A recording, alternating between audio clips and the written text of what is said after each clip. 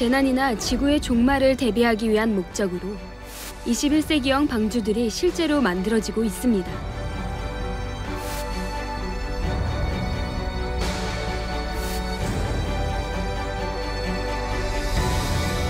홍수 심판 전에 주신 7일이라는 유예기간은 아버지 하나님의 정확한 공의가 담겨 있습니다. 지구의 높은 산까지도 완전히 잠긴 대홍수는 바다에 샘이 터지고 하늘에서 비가 내린다고 해서 가능한 일일까요? 이 시간에는 창세기 7장의 본격적인 대홍수 심판을 말씀드리겠습니다. 창세기 7장 4절에 지금부터 7일이면 내가 40주야를 땅에 비를 내려 나의 지은 모든 생물을 지면에서 쓸어버리리라고 말씀하셨습니다. 이는 홍수 심판이 앞으로 7일 후에 일어난다는 뜻으로 역으로는 심판의 순간까지 아직 7일이 남아있다는 의미도 됩니다.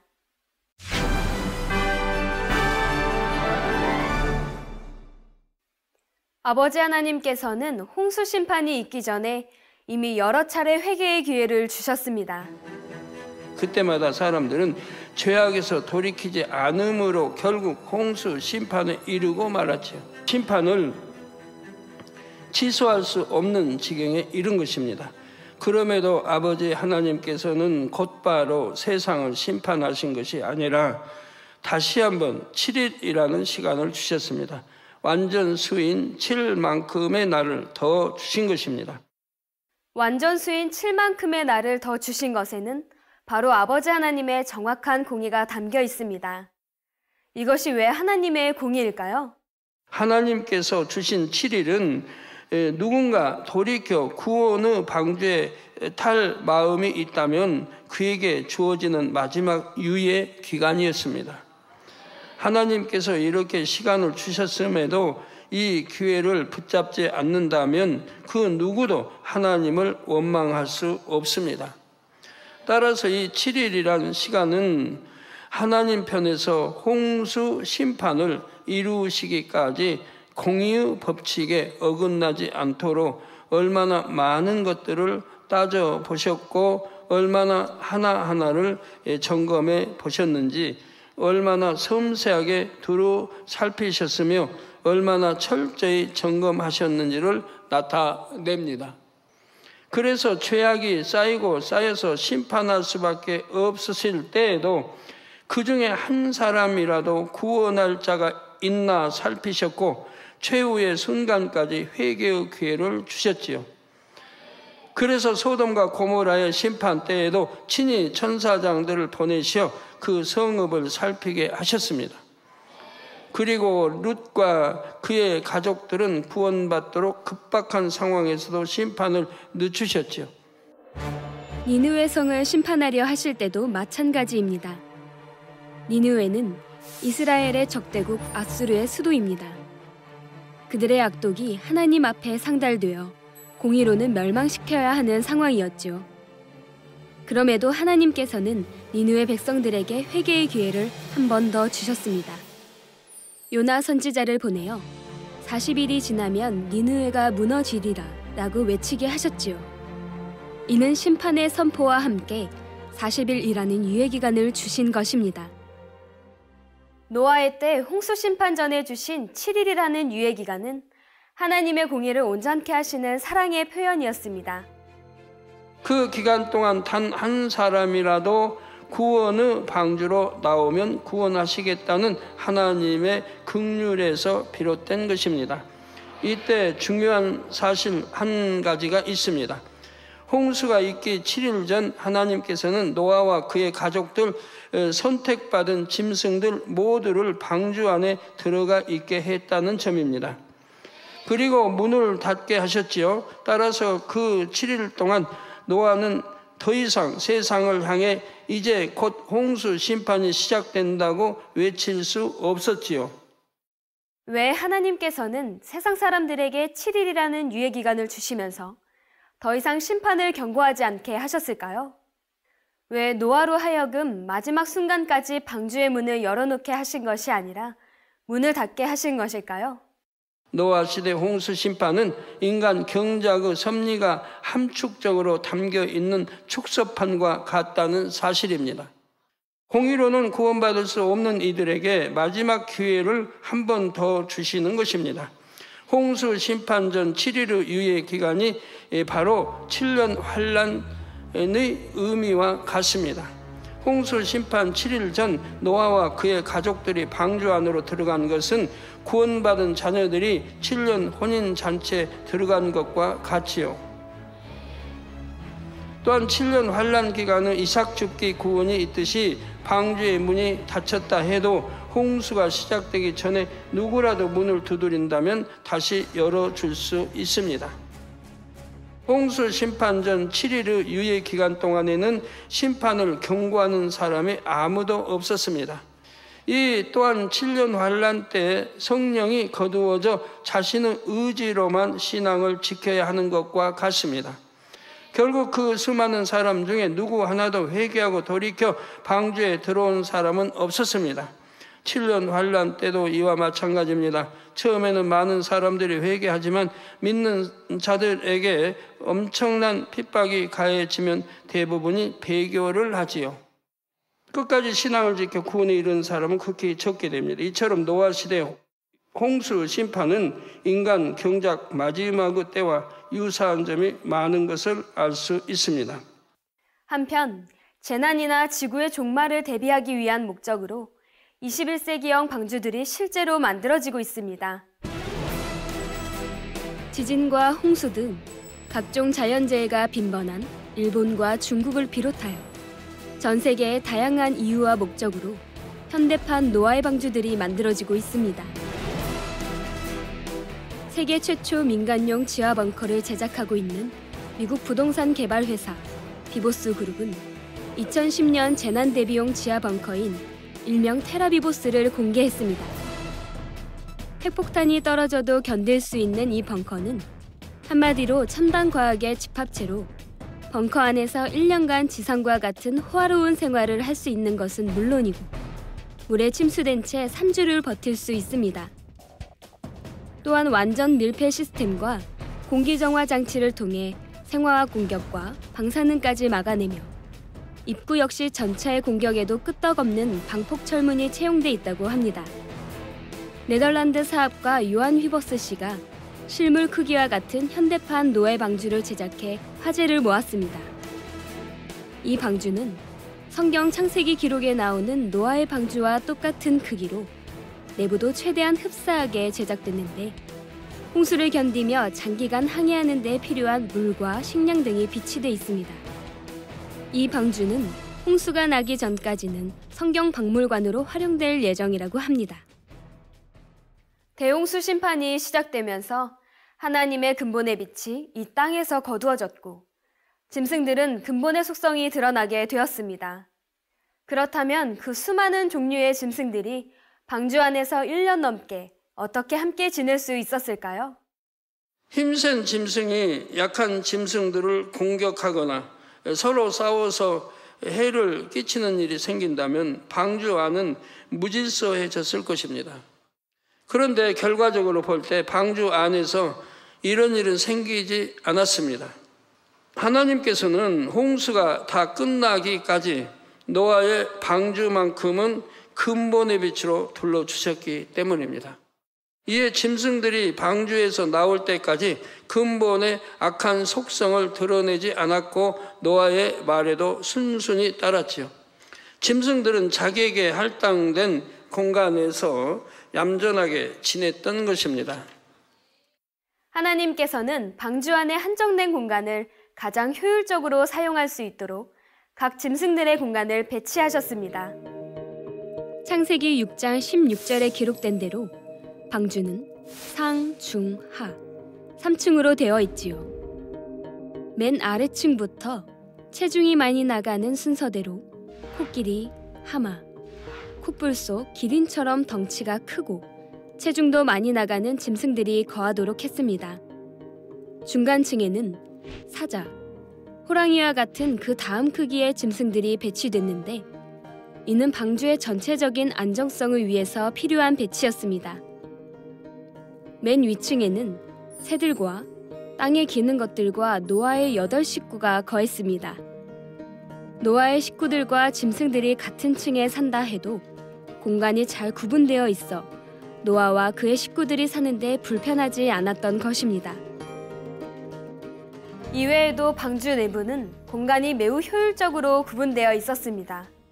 예를 들어 양식을 저장하는 공간이 각 층마다 있었습니다. 만약 어느 한 층에만 양식 창고가 있었다면 짐승들에게 밥을 줄 때마다 오르락 내리락 수고가 얼마나 크겠는지요. 하나님께서는 노아에게 짐승들의 양식 창고를 각 층의 가장 오른쪽 끝에 만들게 하셨습니다. 짐승들에게 하루에 한 번만 양식과 물이 제공되었습니다.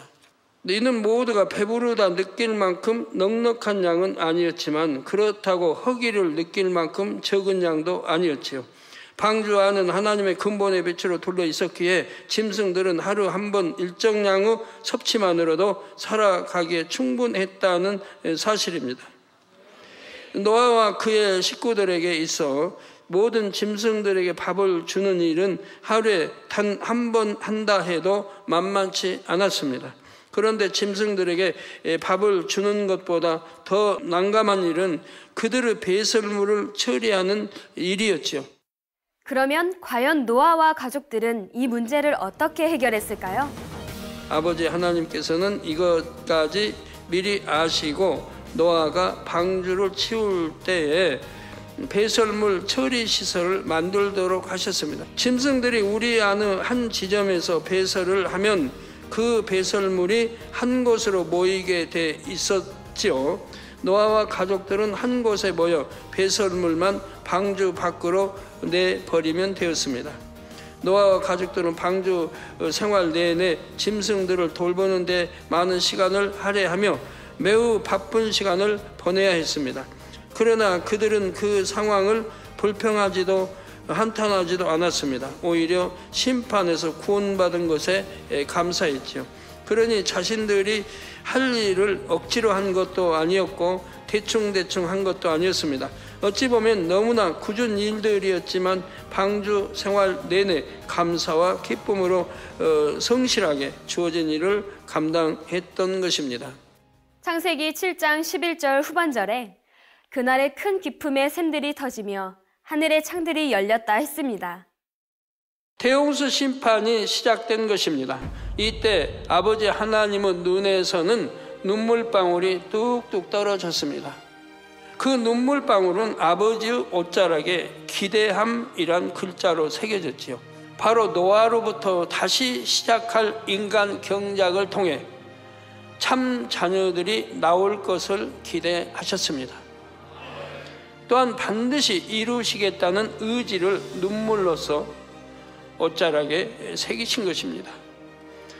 본문에는 지구를 완전히 뒤덮은 홍수가 어떻게 일어났는지가 자세히 나와 있습니다. 큰 기품의 샘들이 터지며 하늘의 창들이 열렸다고 하셨지요. 오늘날 대부분의 사람들은 이것을 지구 안에서 일어난 일로 해석합니다.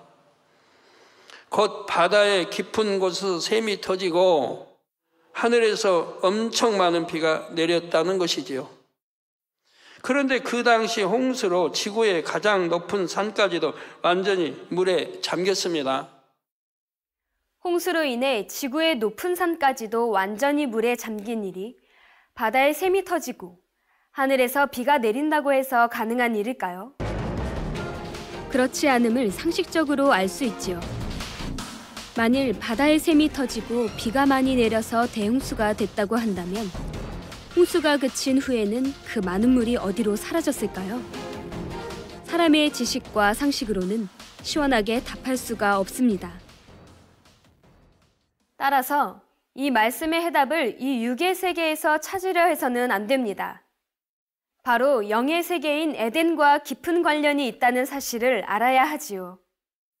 본문에 큰 기쁨의 샘들이 터졌다는 말씀은 에덴에 있는 샘들이 터졌음을 뜻하지요. 창세기 2장 10절에 강이 에덴에서 발원하여 동산을 적시고 거기서부터 갈라져 내 근원이 되었으니 라고 말씀한 대로입니다. 바로 에덴에 있는 강의 물들이 노아의 대홍수 심판 때 동원되었습니다. 또한 하늘의 창들이 열렸다는 말씀은 둘째 하늘과 첫째 하늘 사이의 통로가 열렸다는 의미입니다. 그 결과 둘째 하늘 에덴에 있던 물들이 이 통로를 통해 첫째 하늘에 있는 이 땅으로 내려오게 된 것입니다. 여기서 창들이라 했지요. 창이 단수가 아니라 복수로 표현되어 있습니다. 이는 둘째 하늘과 첫째 하늘을 연결하는 통로가 한 곳만 열린 것이 아니라 지구 곳곳에 있는 통로들이 함께 열렸다는 사실을 알려줍니다. 그래서 일시에 엄청난 양의 물이 둘째 하늘로부터 이 땅에 쏟아져 내렸지요. 지구의 높은 산까지도 완전히 잠긴 대홍수는 바로 영의 세계인 둘째 하늘의 에덴에서 쏟아져 내린 물이었던 것입니다. 창세기 7장 12절에 40주야를 비가 땅에 쏟아졌더라 했습니다. 하나님께서는 단 하루만 해도 지구가 물에 잠기게 하실 수 있는데 왜 40일 동안 비를 내리게 하셨을까요? 바로 40이라는 숫자에 특별한 의미가 담겨 있기 때문입니다. 하나님께서 지구를 창조하시기 전 영계에서 루시퍼에 의한 커다란 반란 사건이 있었지요.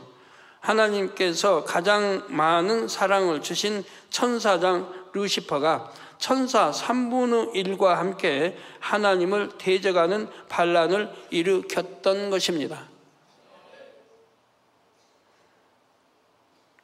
이에 대해 베드로후서 2장 4절에 하나님이 범죄한 천사들을 용서치 아니하시고 지옥에 던져 어두운 구덩이에 두어 심판 때까지 지키게 하셨음에 했습니다. 이처럼 루시퍼의 반란은 이내 평정이 됐습니다. 그러나 이 일로 아버지 하나님께서는 깊은 마음의 고통을 당하셔야 했지요.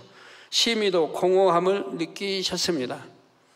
이때 영계는 잠시나마 혼돈의 상태가 됐습니다. 이 상황이 창세기 1장 2절에서는 땅이 혼돈하고 공허하며라고 표현되어 있지요.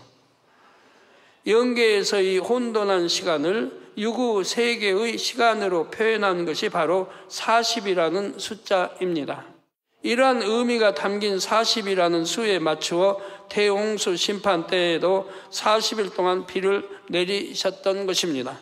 따라서 대홍수 심판 시 40일 동안 비가 내린 데에는 마치 루시퍼의 반란 때와 같은 하나님의 마음의 고통이 깃들어 있다는 사실입니다.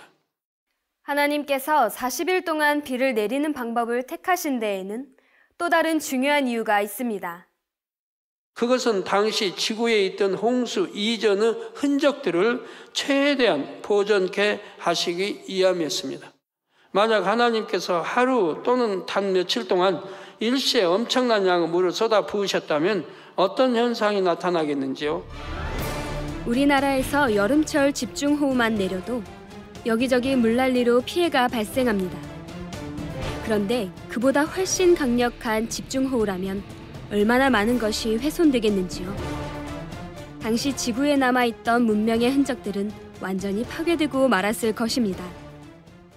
노아의 홍수는 마치 컵에 물이 천천히 채워지는 것처럼 40일 동안의 비로 인해 지표면으로부터 물이 차곡차곡 쌓여갔습니다. 그래서 홍수 이전의 문명의 흔적들이 그나마 보존될 수 있었던 것입니다. 대표적인 예로 이집트의 피라미드를 들 수 있습니다. 이 밖에도 고대 문명의 흔적들이 지금도 지구 곳곳에 남아있지요. 이를 통해 하나님께서는 노아의 후손들이 에덴 동산과 영의 세계에 대한 실마리를 발견할 수 있도록 허락하신 것입니다. 이처럼 노아의 홍수에는 참으로 많은 의미들이 담겨 있습니다. 대홍수 심판을 이루시는 아버지 하나님의 마음은 심히 아프셨습니다. 에스겔 18장 23절에 나 주 여호와가 말하노라. 내가 어찌 악인의 죽는 것을 조금인들 기뻐하랴. 그가 돌이켜 그 길에서 떠나서 사는 것을 어찌 기뻐하지 아니하겠느냐 말씀하신 대로입니다. 노아 시대의 죄악은 공의의 기준에 의해 심판할 수밖에 없는 한계에 이르렀기에 심판을 단행하셨지만 아버지 하나님께서는 새로운 기대를 하셨다 했습니다.